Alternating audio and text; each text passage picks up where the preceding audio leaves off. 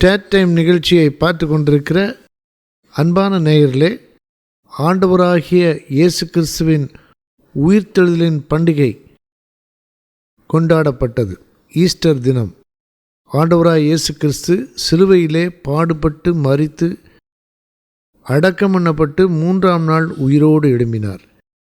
அவருடைய உயிர்த்தெழுதல் சாத்தான், சாபம், பாவங்கள், பாதாளம், மரணம் எல்லாவற்றுக்கும் மேலாக அவர் கொண்ட வெற்றியை உறுதிப்படுத்தினது, அடையாளமாக விளங்குகிறது. கிறிஸ்தவர்களின் ஒரு மாபெரும் அசைக்க முடியாத நம்பிக்கை உயிர்த்தெழுதலாகும். ஆண்டவராகிய இயேசுவை ஆராதிக்கும்போது இந்த 3 வார்த்தைகளை சொல்லி ஆராதிக்கலாம். உயிரோடு எழுப்பினவரே உம்மை துதிக்கிறோம், உயிரோடு எழும்பினவரே உம்மை துதிக்கிறோம், உயிரோடு எழுப்பப் போகிறவரே உம்மை துதிக்கிறோம். இன்னொரு முறை உங்களுக்கு சொல்லுகிறேன். ஆண்டவராய் இயேசுவே, உயிரோடு எழுப்பினீரே, உயிரோடு எழும்பினீரே, உயிரோடு எழுப்பப் போகிறீரே, உம்மை நாங்கள் துதிக்கிறோம். ஆண்டவராய் இயேசு கிறிஸ்து உயிரோடு எழும்புவதற்கு முன்பதாகவே அவர் உயிர்த்தெழுதலாகவே இருந்தார், உயிர்த்தெழுதலாகவே இருக்கிறார். யோவான் சுவிசேஷம் 11ஆம் அதிகாரத்திலே ஆண்டவராகிய இயேசு சொன்ன வார்த்தைகள். யோவான் 11:25. இயேசு மார்த்தாளை நோக்கி, நானே உயிர்த்தெழுதலும் ஜீவனுமாயிருக்கிறேன், என்னை விசுவாசிக்கிறவன் மரித்தாலும் பிழைப்பான் என்று சொன்னார். ஆண்டவராய் இயேசு கிறிஸ்து எத்தனை பேரை உயிரோடு எழுப்பினார்? இந்த கேள்வி நீங்கள் யோசிச்சிருக்கீங்களா? பலர்கிட்ட கேட்கும்போது நான் கவனிச்சிருக்கேன், 3 பேர் என்று உடனடியாக சொல்லிவிடுறாங்க. 3 பேர். இப்போ இந்த ஸ்க்ரீனில் பாருங்கள், நம்பர்ஸ் பார்க்குறீங்க. இந்த நிகழ்ச்சியில் பைபிளில் ஒரு நிகழ்ச்சி, ஒரு சம்பவம் எந்த இடத்துல வருது, எந்த அதிகாரத்தில் என்ன சொல்லப்பட்டிருக்கிறது என்பதை எளிய முறையில் கற்றுத்தரப்படுகிறது. 3, 5, 7, 11 நல்லா பார்க்குறீங்களா? இந்த நம்பரை கொஞ்சம் பார்த்தீங்கன்னா அந்த அதிகாரங்கள் மறக்கவே மறக்காது. 3, 5, 7, 11. 11க்கும் இடையில் ஒரு ஸ்பேஸ் பார்க்குறீங்க. வேறு ஒன்றும் இல்லை, அங்கே இன்னொரு நம்பர் நம்ம யோசிக்கலாம். அது என்னான்னு நீங்கள் யோசிச்சு பாருங்கள். அது என்னான்னு பார்த்தீங்கன்னா அது 9. அந்த வரிசையான நம்பர்ஸ்லாம் பாருங்கள். இதுக்கு பேர் வெர்டிக்கல் ரீடிங்னு சொல்கிறது. மேலேருந்து கீழே பார்க்குறோம். 3, 5, 7, 9, 11. 5, 7, 11 நல்லா பிரைட்டாக பார்க்குறீங்க. இந்த 3 எண்களும் வித்தியாசமான விசேஷமான எண்கள். என்னன்னு கேட்டால், இந்த கணக்கு நல்லா போடுறோம் உடனே சொல்லிடுறாங்க. என்னன்னு சொன்னால் ப்ரைம் நம்பர்ஸ். அதாவது இந்த எண்களை வகுக்கவே முடியாது. 4 வகுத்துடலாம், 9 வகுத்துடலாம், 12 வகுத்துடலாம். ஆனால் 5, 7, 11 வகுக்க முடியாது. இந்த எண்கள் உள்ள அதிகாரத்தில் தான் மரணம் மேற்கொள்ள முடியாது, மரணத்திலிருந்து உயிரோடு எழுப்ப முடியும் என்பதை ஆண்டவராய் இயேசு கிறிஸ்துவின் வாழ்க்கையில் அவர் செய்த அற்புதங்களை பார்க்குறோம். முதல்ல சிறு பெண், மார்க் 5ஆம் அதிகாரத்தில் நம்ம பார்க்குறோம். சிறு பெண்ணுக்கு வயது எழுதப்பட்டிருக்கிறது, 12 வயது. அடுத்தது வாலிபன், லூக்கா 7. அதுக்கப்புறம் யோவான் 11 அநேகமாக அவர் ஒரு அடல்ட், ஒரு 35-40 வயசு உள்ளவராக இருக்கலாம் என்று மக்கள் சொல்லுகிறார். அப்போ ஆண்டவர் உயிரோடு எழுப்பினார். இந்த 3 அற்புதங்களை நீங்கள் படித்து பார்க்கலாம், ஒரே நாளில் படிக்கலாம். என்னென்னா எப்படி நடந்தது, அதற்கான ஒரு சார்ட். அதை கொஞ்ச நேரம் பாருங்கள். இந்த பாடலை கேட்கும்போது பாருங்கள். இந்த நோட்ஸ் வேணும்னா உங்களுக்கு நாங்கள் அனுப்பித்தரலாம். ஆண்டவராகிய இயேசு கிறிஸ்துவின் உயிர்த்தெழுதலை பற்றி ஒவ்வொரு சுவிசேஷத்திலும், மத்தேயு, மார்க்கு, லூக்கா, யோவான், ஒவ்வொரு சுவிசேஷத்துலேயும் கடைசி அதிகாரங்களில் வருது. அதை எப்படி ஞாபகம் வைக்கிறது? அதில் என்ன கருத்து இருக்குது? இப்போ பாருங்கள், ஒருத்தர் உடைய வாழ்க்கை வரலாறு எழுதுகிறாங்க. அதில் கடைசி அதிகாரம் மரணமாக தான் இருக்கும்.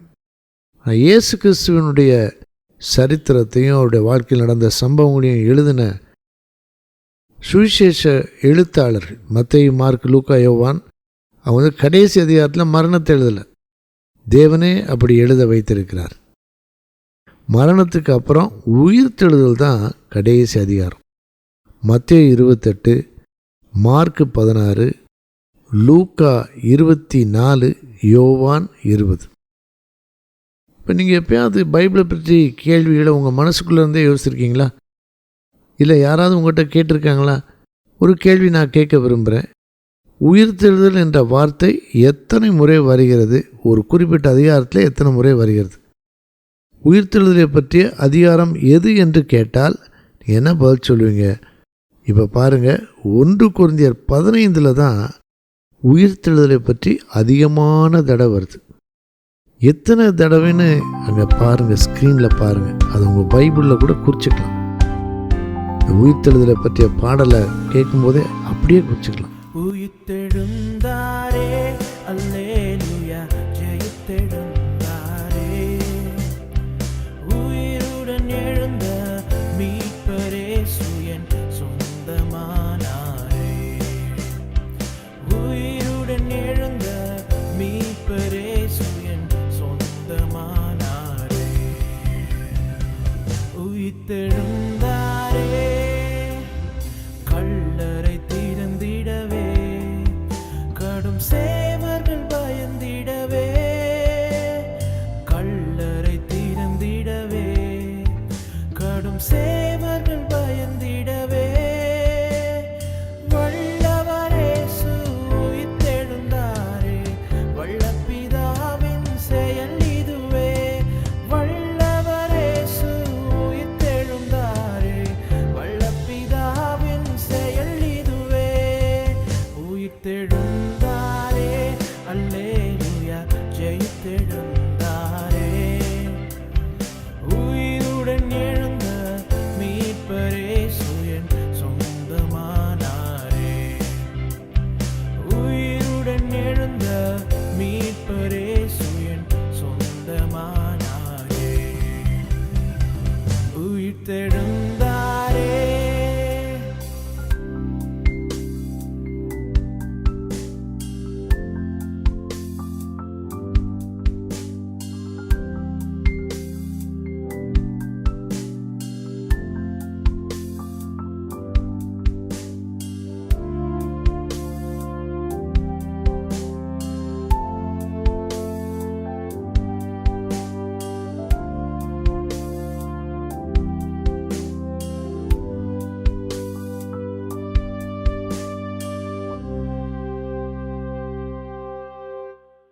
மரணமுன் கூரெங்கே, பாதாளமுன் ஜெயம் எங்கே, மரணமுன் கூரெங்கே, பாதாளமுன் ஜெயம் எங்கே, சாவையும் நோயையும் பேயையும் ஜெயித்தார், சபையோரே துதி சாற்றிடுவோம், சாவையும் நோயையும் பேயையும் ஜெயித்தார், சபையோரே துதி சாற்றிடுவோம். இப்போ 15க்கு அடுத்த நம்பர் என்னன்னு கேட்டால் லேசாக சொல்லிடலாம், 16. அதோட 4 கூட்டினால் 20, அதோட 4 கூட்டினா 24, அதோட 4 கூட்டினா 28. இப்போ பாருங்கள், மார்க் 16, யோவான் 20, லூக்கா 24, மத்தேயு 28. இந்த 4 அதிகாரங்களும் இயேசு கிறிஸ்துவின் உயிர்த்தெழுதலை பற்றியும் அவர் உயிரோடு எழும்பின பிறகு அவர் காட்சியளித்ததை பற்றியும் சொல்கிறது. அந்த 4 அதிகாரங்களையும் நீங்கள் வாசிக்கலாம். 4 அதிகாரங்களையும் ஒரே நாளில் வாசிக்கலாம். ஈஸ்டர் முடிஞ்சு போச்சு நம்ம நினைக்கக்கூடாது. ஒவ்வொரு நாளும் சூரியன் உதிக்கும்போது நம்ம என்ன ஞாபகம் வைக்கணும்னா, புது வாழ்வு மலர்ந்தது, இயேசு உயிரோட எழும்பினார். ஒவ்வொரு விசுவாசிக்கும் அதுதான் ஆழமான சத்தியமாக இருக்கிறது, மறுக்க முடியாத உண்மையாக இருக்கிறது. மக்கள் நினைக்கிறாங்க மரணத்தோட வாழ்க்கை முடிந்து போச்சு, அதுக்கப்புறம் ஒன்றுமே இல்லை. ஆனால் இயேசு கிறிஸ்து மரணத்தை ருசி பார்த்து, மரணத்தை வென்று, மரணத்தின் அதிகாரியாகிய சாத்தானுடைய கிரியையை உடைத்து போட்டார். சரித்திர சம்பவம் ஒன்று நான் சொல்கிறேன். நீங்கள் பாருங்கள், ஸ்பெயின் நாட்டில் ஜிப்ரால்டர் என்ற பட்டணம் இருக்குது. மேப்பில் பார்க்கலாம்.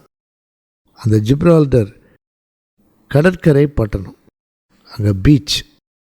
அந்த கடற்கரையில் ஒரு பிரம்மாண்டமான ஹெர்குலிஸ் சிலை இருக்குது, பலசாலி, அந்த கால்கள். இது அந்த பட்டணத்தில் கடற்கரையில் உள்ள ஒரு அடையாள சின்னம். அந்த இடத்துல ஒரு வாசகம் லத்தீன் மொழியில் எழுதப்பட்டு வைக்கப்பட்டிருந்தது. அது என்னன்னா, நீ ப்ளஸ் அல்ட்ரா, லத்தீன் மொழியில் நீ NE + PLUS அல்ட்ரா ULTRA. அப்படின்னா என்ன அர்த்தம்னா, இதுக்கு மேலே ஒன்றுமே இல்லை, தேசம் எதுவுமே இல்லை, மக்கள் வாழ்வதை பற்றி எந்த தகவலும் இல்லை, ஒன்றுமே கிடையாது, கடலோடு முடிஞ்சு போச்சு, இதுதான் கடல் வரைக்கும் உள்ள பகுதி, அதுக்கு பிறகு ஒன்றுமே இல்லை அப்படின்னு மக்கள் நம்பினாங்க. ஆனால் ஒரே ஒருத்தர், அவர் பேர் கொலம்பஸ். அவர் ஒன்றுமில்லை என்பதை அவர் ஏற்றுக்கொள்ளவில்லை. அவர் ஏதோ ஒன்று இருக்கிறது என்று கொஞ்சம் பேரை திரட்டி கொண்டு அரசனுடைய உத்தரவையும் உதவியும் பெற்று கடல் கடந்து அவர் சென்றார். அமெரிக்காவை கண்டுபிடித்தார். அவரை பற்றிய சில காட்சிகளை நீங்கள் பாருங்கள். திரும்பியும் வந்தார். அங்கே பெரிய இடம் இருக்குது, நம்மலாம் போகலாமே அப்படின்னு அவர் சொன்னார். அதனால தான் இன்றைக்கு அமெரிக்காவில் ஏராளமான மக்கள் குடியேறி இருக்கிறாங்க.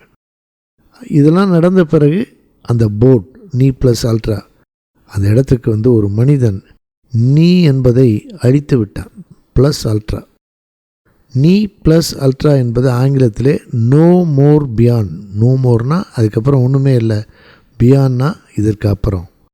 இந்த நோவை அழிச்சிட்டா என்னென்னா மோர் பியாண்ட், இன்னும் அநேக காரியங்கள் இதற்கு அப்பால் இருக்கிறது. இதைத்தான் இயேசு கிறிஸ்து செய்தார். மரணத்தை வென்று நித்தியத்திற்கு வழி திறந்திருக்கிறார்.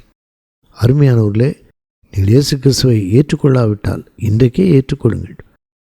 உங்களுக்குள்ளே இயேசு வந்துவிட்டால் உங்களுக்குள்ளே நித்திய ஜீவன் கிடைத்து விடுகிறது. நித்திய ஜீவன் அழிக்க முடியாத ஒரு ஜீவன். நித்திய ஜீவனை பெற்றுக்கொண்டால் நாம் மரித்தாலும் நம்முடைய சரீரம் உயிரோடு எழுப்பப்படும். நாம் இயேசுவோடு கூட எடுத்துக்கொள்ளப்படுவோம். அருமையானவர்களே, இன்றைக்கே நீங்கள் இயேசுவை ஏற்றுக்கொள்ளுங்கள். நீங்கள் இயேசுவை ஏற்றுக்கொண்ட விசுவாசியாக இருந்தால் இந்த பெரிய பாக்கியத்துக்காக ஆண்டவருக்கு நன்றி சொல்லுங்கள். நோ மோர் பியாண்ட், இதற்கப்பால் ஒன்றுமே இல்லை என்பதை மாற்றி இயேசு மோர் பியாண்ட், நித்தியத்திற்கான வாசலை தம்முடைய மரணத்தின் மூலமாகவும் உயிர்த்தெழுதலின் மூலமாகவும் அவர் திறந்து வைத்திருக்கிறார். நானே வழியும் சத்தியமும் ஜீவனுமாயிருக்கிறேன் என்று ஆண்டவராக இயேசு சொன்னார். கர்த்தர் உங்களுக்கு கிருபை தருவாராக. அப்பா பிதாவே, நன்றியோடு ஸ்தோத்திரிக்கிறோம். ஆண்டவராக இயேசு கிறிஸ்துவின் உயிர்த்தெழுதலை பற்றி நாங்கள் கேள்விப்பட்டோம். உயிரோடு எழுப்பினவர், உயிரோடு எழும்பினவர், உயிரோடு எழுப்பப் போகிறவர். வல்லமையினால் அநேக மக்கள் நித்திய ஜீவனை பெற்றுக்கொள்ள, உயிர்த்தெழுதலின் கிருபையை அடைந்து கொள்ள கர்த்தர் இரக்கம் செய்யும், ஆசீர்வதியும். ஒவ்வொருவருடைய வாழ்க்கையிலும் உயிர்த்தெழுதலுடைய வல்லமை, கிறிஸ்துவின் உயிர்த்தெழுதலின் வல்லமை விளங்கட்டும்.